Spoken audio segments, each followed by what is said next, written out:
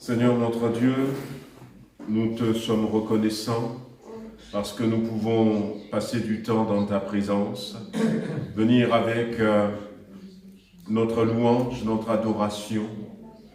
La Bible dit que dans le ciel, il y a toute une foule qui disait Alléluia. À toi la gloire, à toi la puissance, à toi la richesse. Tu es celui qui est digne de recevoir la louange de nos cœurs. Ce soir, nous voulons te remercier parce que nos vies sont entre tes mains et nous te sommes reconnaissants de voir que tu ne nous abandonnes pas, que tu agis dans ton Église, dans ton assemblée. Les sujets sont nombreux. Nos frères et sœurs qui ont besoin de ta grâce sont peut-être pas tous cités. Il y en a d'autres, mais tu n'es jamais dépassé, Seigneur. Tu n'es jamais dépassé par les soucis que nous pouvons avoir. Tu n'es jamais dépassé par la quantité de soucis que nous pouvons te présenter. Nous savons que ce que nous avions cité ce soir, c'est infime devant toi. Tu dis seulement un mot, Seigneur, et tu relèves notre sœur Lali, tu poses ta main sur Marie-Thérèse, Seigneur, tu secours Alice, femme, tu poses ta main sur leur foyer, Seigneur, tu répands ta grâce. Seigneur, nous te remercions parce que avant même que nous citions tous ces sujets, et jusqu'à parler des foyers qui peuvent être en difficulté, des enfants, Seigneur, qui ont besoin d'être protégés, d'être gardés, d'avoir leur attention tournée vers leurs parents. Avant de te citer tous ces sujets, tu les connaissais déjà. Amen. Mais nous voulons les porter devant le trône de la grâce, ces bien-aimés, ces sujets, te demandant d'intervenir au nom puissant de Jésus-Christ. Répands ta main sur notre assemblée. Nous voulons voir plus de guérison. Oui, Seigneur, tu nous en donnes et nous te sommes reconnaissants. Mais nous voulons voir encore plus de guérison. Amen, nous voulons amen. voir, Seigneur, plus de relèvement. Nous voulons voir plus de restauration. Nous voulons voir plus de délivrance. Nous voulons voir ton secours se manifester dans notre vie, Seigneur, sur notre Église, Seigneur, au travers de nous, dans nos foyers, Seigneur, sur nos enfants. Nous voulons voir ta grâce, Seigneur, agir. Alors ce soir, nous te prions, interviens dans le nom de Jésus. Amen. Interviens, Seigneur, en notre faveur. Pose ta main sur ton assemblée. Nous prions que tout ce qui peut être un blocage, Seigneur, tout ce qui peut empêcher, Seigneur, ta grâce de couler à flot, soit enlevé dans le nom de Jésus-Christ. Que tout cela soit ôté au nom puissant de Jésus. Merci, Seigneur. Bénis-nous ce soir. Entends nos prières, Seigneur. Fais-nous vivre des miracles. Pour Patrick, Seigneur, nous prions. Pour Marcel, nous prions. Pour Simone, nous prions, Seigneur. Étends tes mains, Seigneur. Enlève, Seigneur, tout obstacle. Et que ta gloire se manifeste dans le puissant nom de Jésus-Christ. Amen. Amen. Amen. Amen. Gloire à Dieu. Alors, Jacques chapitre 3.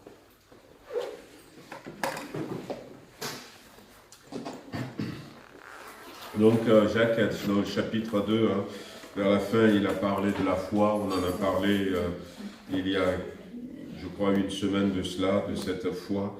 Il a cité Abraham, il a cité Rahab. Et donc là, on vient sur le chapitre 3, où il va nous donner encore un moyen de tester notre maturité spirituelle.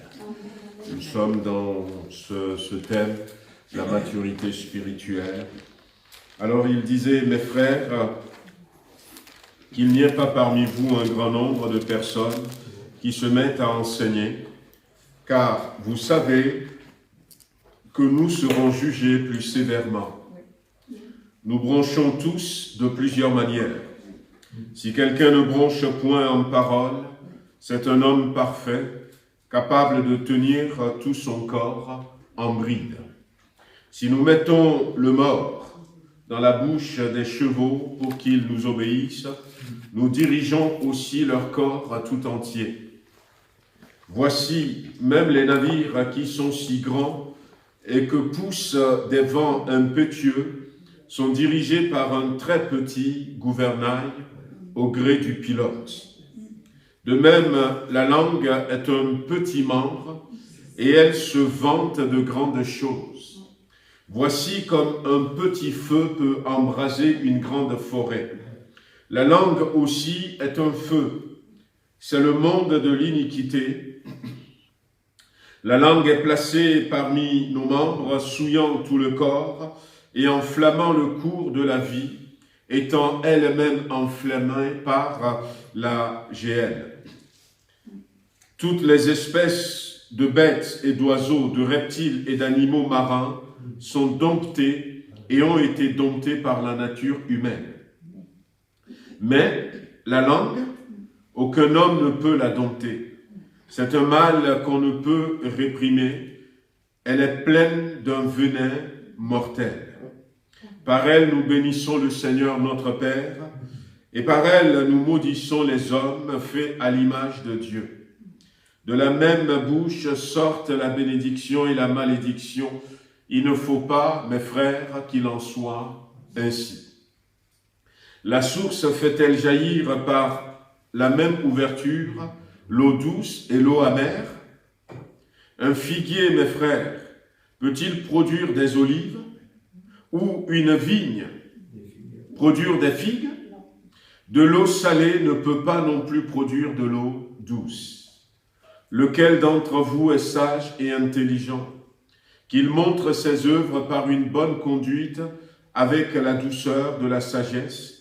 Mais si vous avez dans votre cœur un zèle amer et un esprit de dispute, ne vous glorifiez pas et ne mentez pas contre la vérité. Cette sagesse n'est point celle qui vient d'en haut, mais elle est terrestre, charnelle et diabolique. Car là où il y a un zèle amer et un esprit de dispute, il y a du désordre et toutes sortes de mauvaises actions. Et le verset 17, on avait déjà cité ce verset dans le passé. La sagesse d'en haut est premièrement pure, ensuite pacifique, modérée, conciliante, pleine de miséricorde, de bons fruits, exempte de duplicité, d'hypocrisie. Le fruit de la justice est semé dans la paix par ceux qui recherchent la paix. Amen. Amen. Voilà donc, Jacques voudrait maintenant attirer l'attention sur cet élément qui doit nous aider à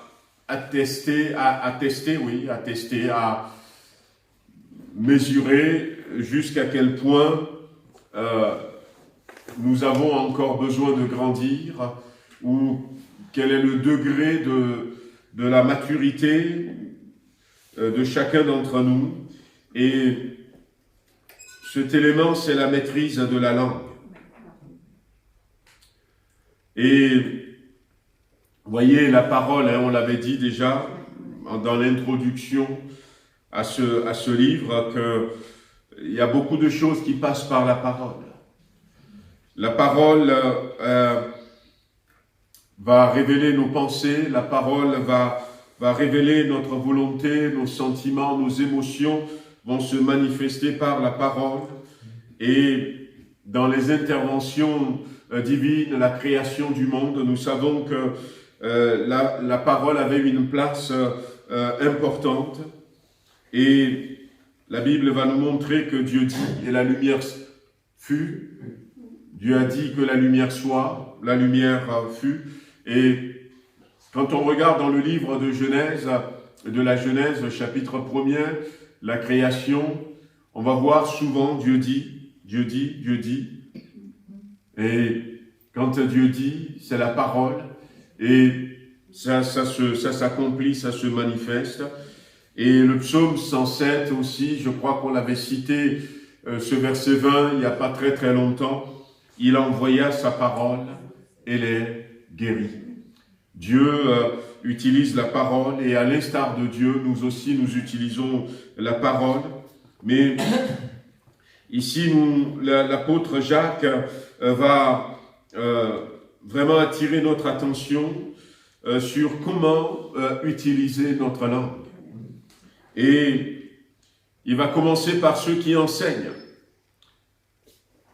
en disant que, bon, ceux qui enseignent, c'est ceux qui peut-être parlent le plus, mais il attire l'attention sur ce rôle central dans la vie et le développement des croyants. Nous sommes l'objet d'un jugement plus sévère. Et la mise en garde, je crois que c'est nécessaire, parce que quand on voit comment est-ce que Jacques parle de la langue, on comprend qu'il faut vraiment faire attention. Quand on était à l'école, on nous dira à un moment donné, c'était à l'école primaire déjà, il faut tourner sa langue 7 fois dans la bouche. Alors j'avais essayé, mais j'avais pas réussi, mais bon, avant de parler, simplement pour nous dire, il faut réfléchir, faut bien réfléchir à ce qu'on va dire, parce que même si on dit que les écrits restent et que les paroles s'envolent, bien les paroles peuvent faire beaucoup de mal. Ouais. Les paroles peuvent faire beaucoup de dégâts. Alors quand on regarde, Jacques va prendre dans ce temps où il vivait, il va faire quelques analogies.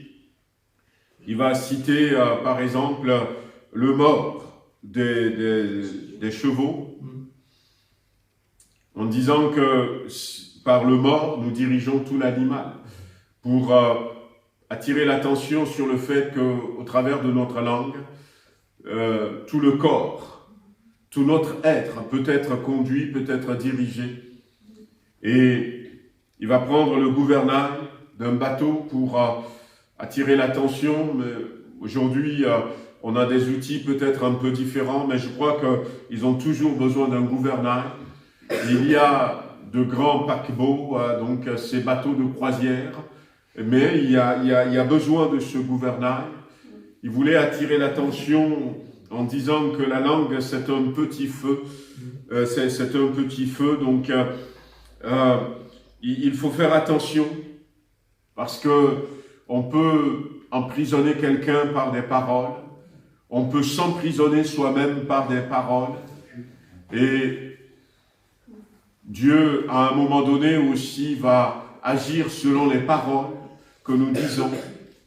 Mais non seulement Dieu, mais le diable aussi entend ce que nous disons. Entend ce que nous disons. Et des fois, quand nous sommes dans le négatif, quand nous sommes dans tout ce qui est contraire à ce que Dieu veut, et quand nous confessons ces choses, l'ennemi aussi l'entend, et Dieu aussi l'entend. Dieu, il a des moyens. Il a des moyens, il a sa grâce pour nous sauver. Et il nous connaissait avant même que nous ne naissions. Il sait quels sont les jours qui nous sont destinés. Et des fois, il peut, malgré les propos que nous disons, il peut peut-être trouver un autre moyen pour nous faire du bien. Mais l'ennemi qui n'a pas connaissance de ces choses, le diable ne sait pas ce qui va se passer demain. Il peut prévoir certaines choses, mais il n'est pas du tout omnipotent, omniscient. Il n'est pas omniprésent. Il est limité, mais lui va s'accrocher vraiment aux paroles que nous prononçons pour nous faire du mal. Et c'est pour ça que nous devons faire attention dans Proverbes chapitre 6, verset 2. L'auteur nous dit qu'on peut être enlacé, on peut être enchaîné par nos paroles. On peut être prisonnier par les paroles de notre bouche. Et la manière dont il a décrit, donc comment l'appelle-t-on, la langue ici, vous aviez lu avec moi, hein. Voici comme un petit feu peut embraser une grande forêt, la langue aussi est un feu. C'est le monde de l'iniquité. La langue est placée parmi nos membres, souillant tout le corps et enflammant le cours de la vie, étant elle-même enflammée par l'enfer. Je crois que c'est des paroles choc, des paroles dures qu'il est en train de dire, puisque, comme on avait dit en introduction, l'Église était dispersée, l'Église était dans la persécution, et ça va continuer. Ça allait continuer. Le monde ne va pas avoir pitié de l'Église, mais si on ne fait pas attention. Je vous avais raconté ce témoignage vrai de ces deux voisines, des mamans, qui étaient là. Et puis ce jour-là, le fils d'un de ces dames était revenu de la capitale et il venait montrer la voiture qu'il avait achetée à ses parents. Et il est arrivé avec la voiture dans la cour et sa maman était tellement contente. Et elle dansait, elle criait, mon fils a acheté une voiture, tout ça. Ça peut être un événement au village. Et à ce moment-là, la voisine était sortie et son fils était rentré à la maison il y a quelque temps avec une bouteille d'alcool à la main. Il était saoul, il avait fait sur lui et il dormait par terre. Et quand la maman avait vu le fils de sa voisine, la voiture, tout ça, et quand elle a regardé à son fils, elle s'était mise à pleurer. Ils ont été à l'école tous ensemble, ils ont grandi, ils jouaient tous ensemble. Et elle disait, mais Dieu, qu'est-ce que j'ai fait? Pourquoi est-ce que mon fils est dans cet état? Et puis, le Seigneur, ce jour-là, va avoir pitié de cette dame et va la ramener en arrière beaucoup plus loin. Quand ces deux garçons étaient des gamins et ils faisaient les 400 coups, ils voulaient peut-être des choses, maraudage, tout ça. Et comment elle maudissait son garçon. Tu n'aboutiras à rien. Tu seras un vaurien dans la vie. Et le Seigneur l'a ramené à toutes ces paroles négatives qu'elle prononçait parce qu'elle était en colère.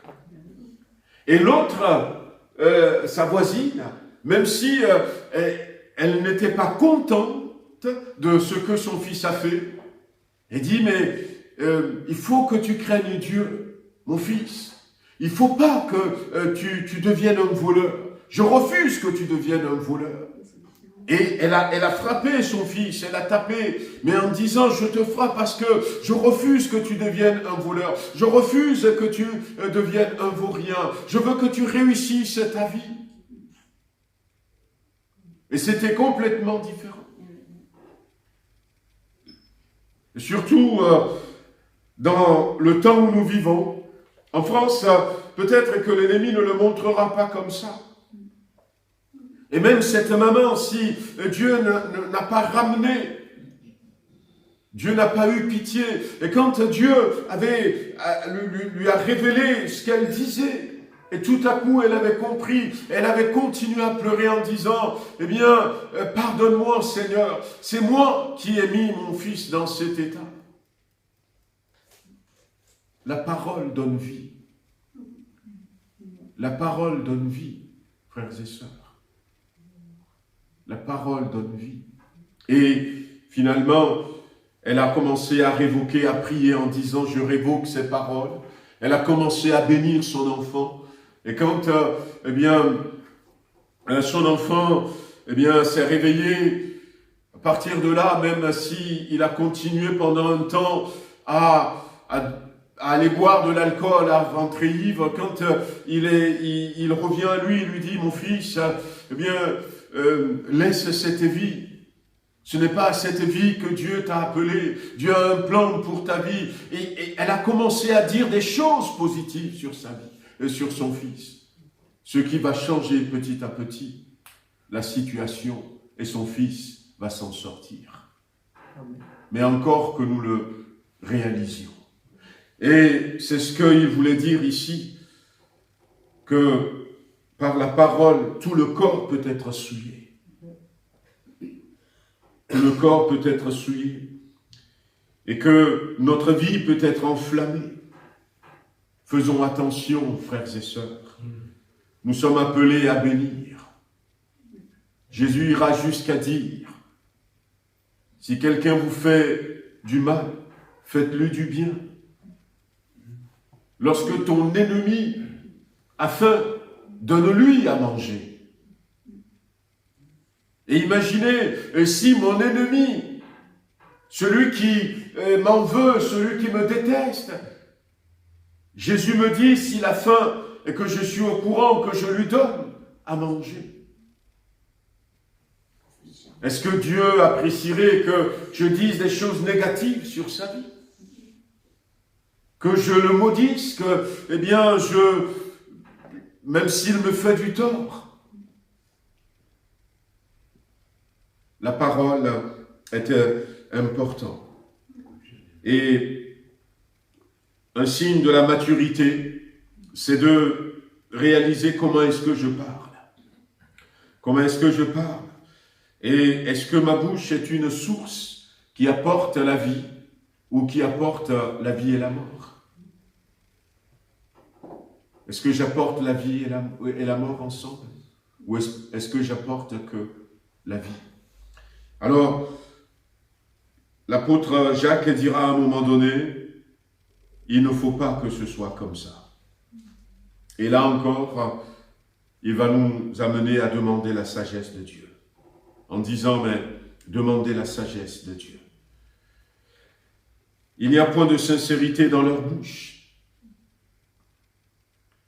Leur cœur est rempli de malice, leur gosier est un sépulcre ouvert, et ils ont sur la langue des paroles flatteuses. C'est un psalmiste qui a dit ça, Psaume 5, verset 10. Et comment est-ce que je teste? Est-ce que je suis sincère dans mes propos? Est-ce que je suis sincère dans mes propos? Salomon nous disait que nous sommes sur terre et Dieu est au ciel. Si nous faisons un vœu à Dieu, il vaut mieux réaliser le vœu que nous avions fait, parce que Dieu, il est au ciel et nous sommes sur la terre. Et si nous savons que nous ne pouvons pas réaliser le vœu, mais il vaut mieux ne pas faire de vœu. Et des fois, on dit des choses même devant Dieu et nous ne sommes pas sincères. Nous ne sommes pas sincères. C'était à l'époque où, par exemple, il prenait de la cire pour combler les imperfections qui se trouvent dans le marbre, pour faire croire qu'il n'y a pas de fissure, il n'y a rien, tout ça. Et puis il vendait ça comme ça. Et après, les gens, ils achetaient. Et finalement, la cire fondait. Et puis finalement, le joli marbre que tu as acheté, eh bien, c'est tout craquelé, c'est tout. Alors, il y a certains vendeurs qui ont commencé à dire, c'est sans cire. Et ça va donner sincère. Voilà. Il y a rien de faux. On n'a pas cherché à combler un manque. C'est vrai, c'est naturel et c'est comme ça. Voilà. Et c'est bien d'aller devant Dieu avec un cœur sincère. Lorsque nous venons devant Dieu avec un cœur sincère, Dieu apprécie. Et même si c'est un seul mot. Lorsque nous venons devant Dieu avec un cœur sincère, Dieu nous aide. Dieu non seulement nous entend, nous écoute, mais Dieu nous aide. Et si c'est une promesse que nous lui faisons, si nous lui demandons quelque chose, mais avec un cœur sincère, un cœur vrai, un cœur qui n'a pas de fausseté, un cœur innocent, comme le cœur d'un enfant. Non pas une langue qui dit quelque chose, mais avec des pensées qui disent le contraire. Non pas dire simplement devant les gens, et Jésus dira, quand vous priez, eh bien, ne priez pas comme font ceux qui veulent prier pour être vus des gens. Ils reçoivent leur réponse, dira Jésus, dans Matthieu chapitre 6. Parce qu'ils sont en train de faire croire qu'ils prient Dieu, mais ils veulent se faire voir par les autres. Toi, rentre dans ta chambre. Autrement dit, adresse-toi à Dieu. Ne cherche pas à faire du spectacle. Ne sois pas hypocrite. Là aussi, c'est-à-dire ne joue pas un rôle. Sois vrai, sois sincère, sois toi-même. Ne mets pas un masque. Oui, il n'y a point de sincérité dans leur bouche. Mais il y a aussi le psaume 17, verset 10, où il va dire, il y a certaines personnes, ils ont à la bouche des paroles hautaines. Et vous savez que la Bible dira que Dieu résiste aux orgueilleux. Dieu résiste aux orgueilleux. Nous ne pouvons rien. La Bible nous dit, et c'est l'apôtre Paul qui avait posé la question aux Corinthiens, et cette question, on peut se la poser, qu'est-ce que j'ai et que je n'ai pas reçu de Dieu? Qu'est-ce que j'ai que je n'ai pas reçu de Dieu? La couleur de mes yeux, c'est lui qui me l'avait donné. La taille que je fais, c'est lui qui me l'avait donnée. La couleur de ma peau, c'est lui qui me l'avait donnée. La santé, c'est lui qui me l'avait donnée. La capacité de respirer, c'est lui qui me l'avait donnée. Ouais. Qu'est-ce que j'ai? Certaines personnes se sont rendues compte que, eh bien, ils respiraient librement depuis des années. Ils n'ont même pas réalisé l'importance de leurs poumons, de la respiration, de cette capacité que Dieu donne. Mais avec le Covid, ils ont vu combien Dieu est grand pour certaines personnes. Ils ont perdu toute force parce que le poumon a été affecté. La respiration n'est plus normale. Quelqu'un me disait il y a quelques semaines en arrière, priez, continuez à prier pour moi. Pour le moment, je ne respire qu'à un tiers.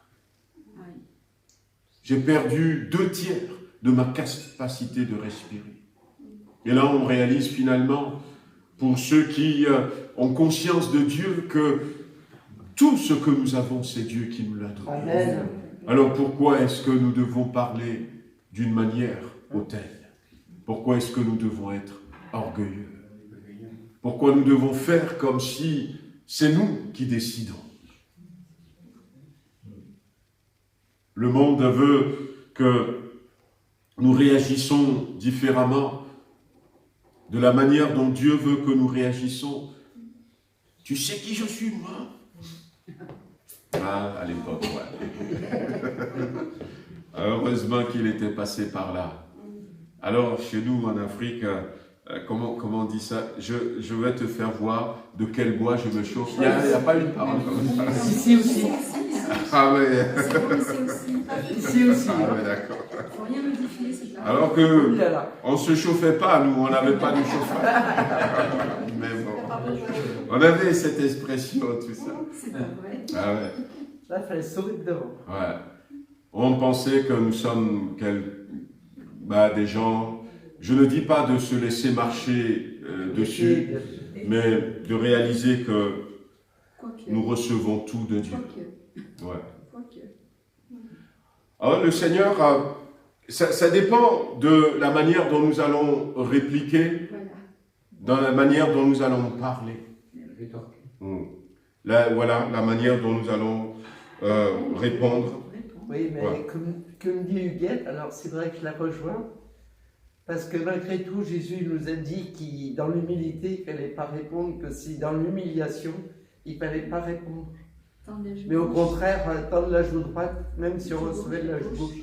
Oui. Oui, mais ça ne veut pas dire, et il faut se laisser marcher dessus.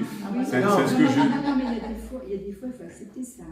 Alors, il y a des fois, il faut accepter, ça ne viendrait pas comme ça. Ouais. Peut-être, c'est rare que ça viendrait comme c'est écrit dans la Bible, qu'on nous frappe sous une joue et puis on tend l'autre. Mais ça viendra sur beaucoup d'autres formes. Ouais, c'est une parabole. Ouais. Mais c'est vrai que, par exemple, Jésus, il est le modèle qui nous montre la capacité de maîtriser sa langue, tout ça, puisqu'il n'a jamais péché.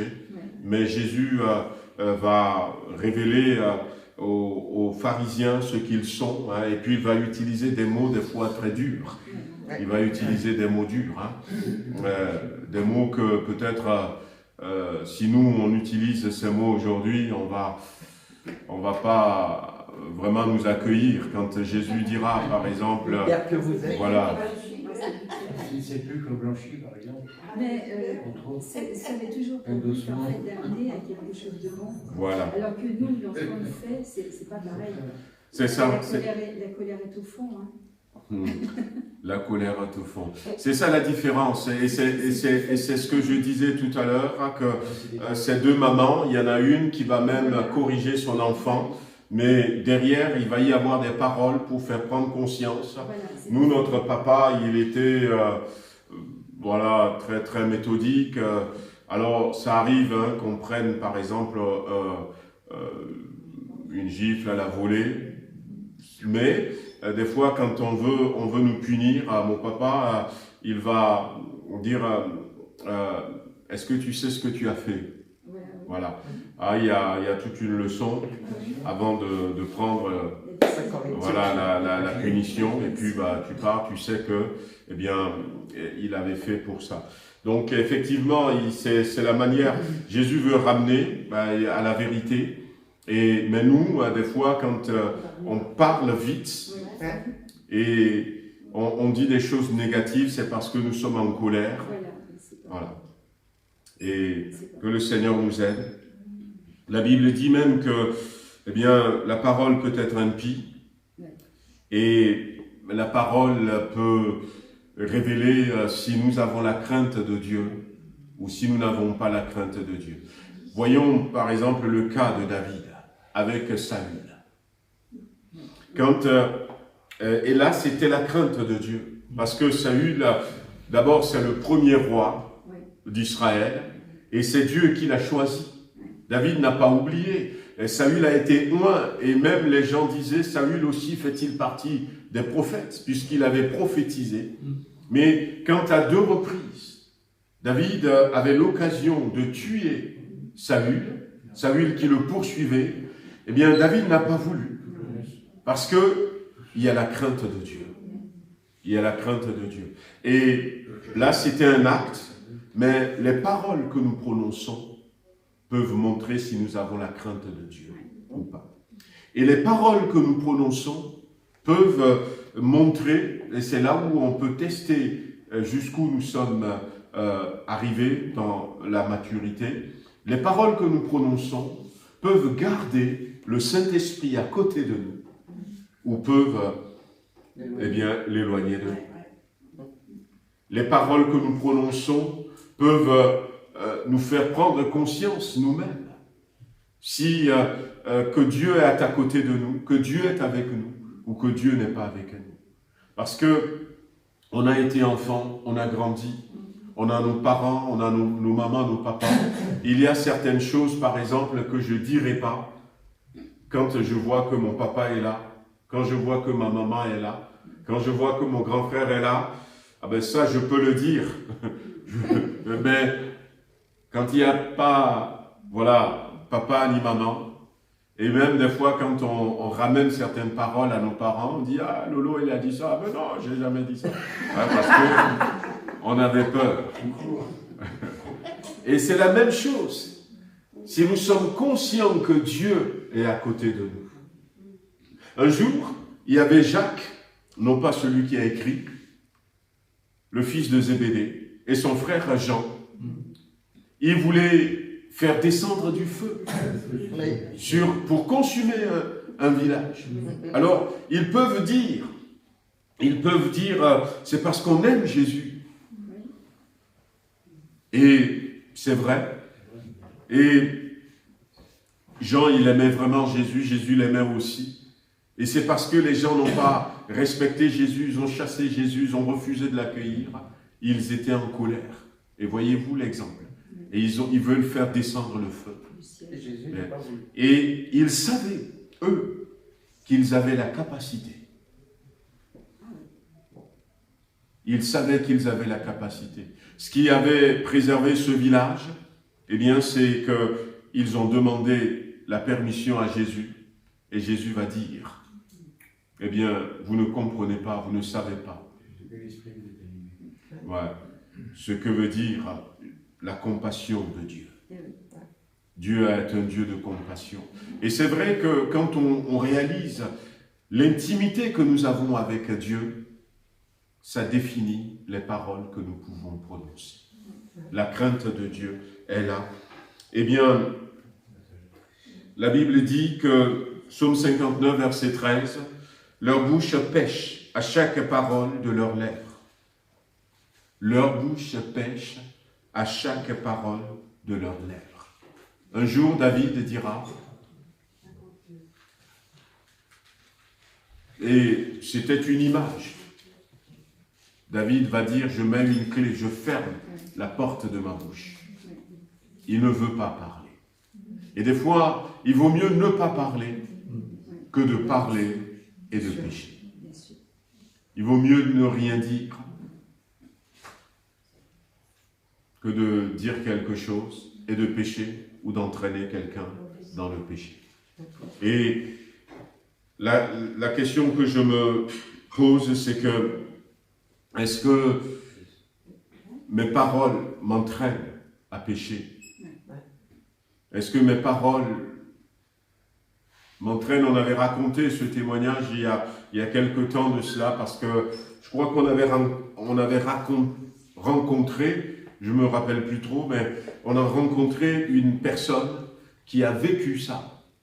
C'était une sœur qui, bon, nous on l'avait vécu ailleurs, hein, c'était une sœur qui ne venait plus à l'église.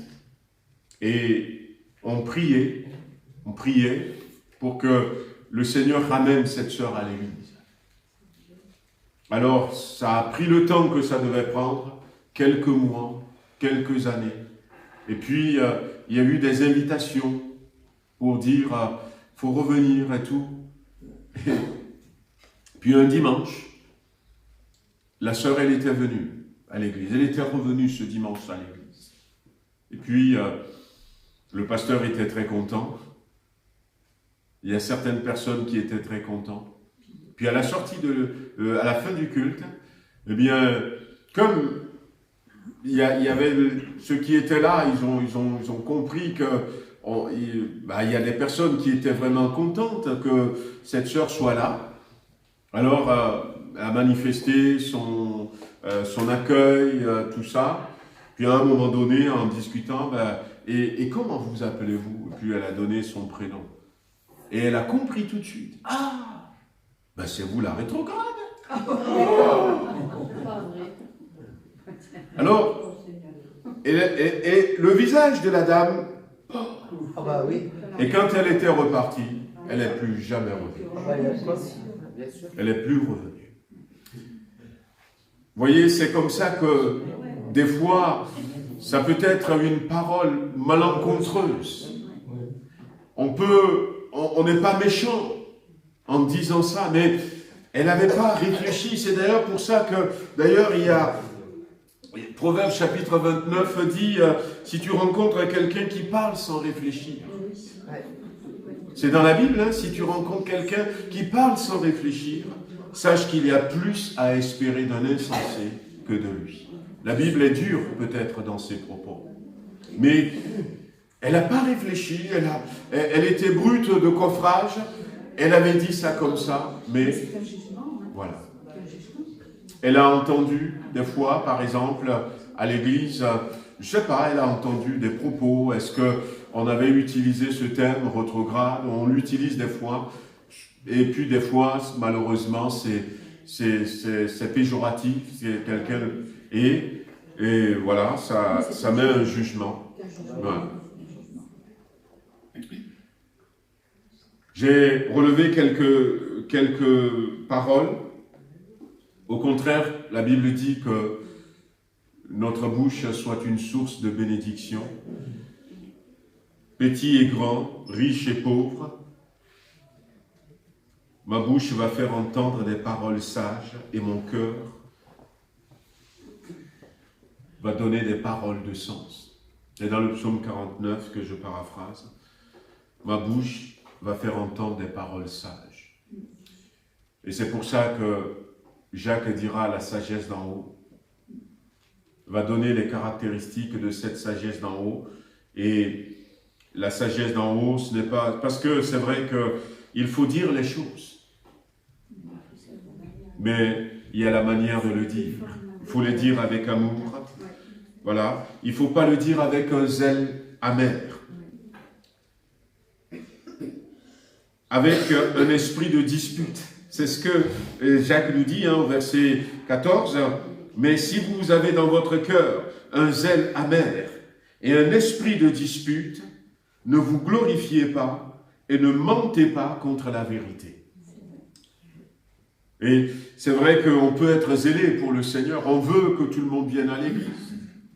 Et on peut attraper un frère, une sœur en disant « Mais pourquoi est-ce que tu ne viens plus à l'église? Pourquoi on ne te voit plus à l'église ?» Il faut venir à l'église, mais il faut savoir comment le dire. Ouais, comment le dire? Il faut demander cette sagesse. La sagesse, cette sagesse n'est point celle qui vient d'en haut, mais elle est terrestre, charnelle et diabolique. Waouh! Carrément. Carrément. Vous savez, ils osaient dire les choses, hein, à cette époque. Jacques, c'est clair. Une sagesse diabolique, oulala. Ouais. C'est pas moi qui vous le dis, c'est la Bible. Hein. Mais là, il faudrait que on puisse poser la question, Seigneur. Et ne nous trompons pas nous-mêmes, parce que quand Pierre était à côté de Jésus, reçoit cette révélation, Jésus a certifié, a testifié, c'est mon Père qui t'a révélé ça. Tu es le Christ, le Messie, l'envoyé de Dieu. Et cette parole, c'est le roc, c'est le rocher, c'est la pierre sur laquelle je vais bâtir mon église. Mais quelques minutes, peut-être quelques secondes, la Bible dit, à partir de cette révélation, parce que ces choses sont venues maintenant, Jésus a commencé à leur dire comment les choses vont se passer, et va dire, je vais aller à la croix. Mais tout de suite, le même Pierre, il reçoit une parole, et Jésus va dire, arrière de moi Satan. Et c'est à nous de faire attention, de se dire, mais est-ce que cette parole, elle est édifiante? Et quel est le but pour lequel je veux parler de la sorte au frère, à la sœur, ou à mon enfant, à mon époux, à mon épouse? C'est quoi le but? Est-ce que c'est simplement pour exprimer ma colère? La Bible ne nous interdit pas de ne pas nous mettre en colère. Attention, mais la Bible dit, si vous vous mettez en colère, que le soleil ne se couche pas sur votre... Voilà. Alors, ça peut arriver, il y a des choses qui nous mettent en colère. Quand moi j'ai vu ces vidéos sur le Soudan, comment est-ce que, eh bien, des hommes traîtres d'autres hommes, eh bien, j'avais une colère en moi. Je me dis, mais c'est pas possible, Seigneur. Mais qu'est-ce que je veux faire avec cette colère? Est-ce que je veux maudire ceux qui font ça? Pas du tout. Pas du tout. Et si je peux leur parler, je vais leur parler. Je vais dire, mais ce que vous faites, c'est inhumain. C'est pas bien. Ne faites pas ça. Donc, faisons attention, frères et sœurs, parce que l'ennemi rôde. L'ennemi rôde. Demandons au Seigneur la sagesse. Une sagesse pure, une sagesse ensuite pacifique. Voilà. Heureux ceux qui procurent la paix, Amen. car, fils de Dieu, ils seront appelés fils de Dieu. Voilà, selon les versions. Voilà. Ils seront appelés fils de Dieu. Et moi, je veux rester enfant de Dieu. Amen. Et que le Seigneur nous aide. On va le remercier, laisser la place à nos jeunes qui vont faire leur réunion. Seigneur, nous te remercions encore, déjà avec ce que nous avions appris ce soir. Aide-nous afin que nous puissions, la Bible ira jusqu'à dire, et peut-être que c'est bien de le réaliser, comme des pommes d'or, avec sur des ciselures d'argent, est une parole dite à propos. Et nous voulons, Seigneur, que eh bien, nos paroles soient comme ça, que nos paroles soient comme ces pommes dorées qui vont rester avec des gravures d'argent, que notre bouche apporte des bénédictions. Et même si nous ne sommes pas d'accord par rapport à quelque chose, montre-nous comment le dire, pour ne pas plus détruire, pour ne pas condamner quelqu'un, pour ne pas envoyer quelqu'un en enfer, pour que quelqu'un ne dise pas, eh bien, moi, je ne me convertirai jamais, mais qu'au contraire, que la personne me dise, je vous remercie, je te remercie de ce que tu as eu le courage de me parler comme ça. Seigneur, bénis chacun d'entre nous, au nom de Jésus-Christ. Amen. Amen. Amen. Que le Seigneur nous bénisse. Amen.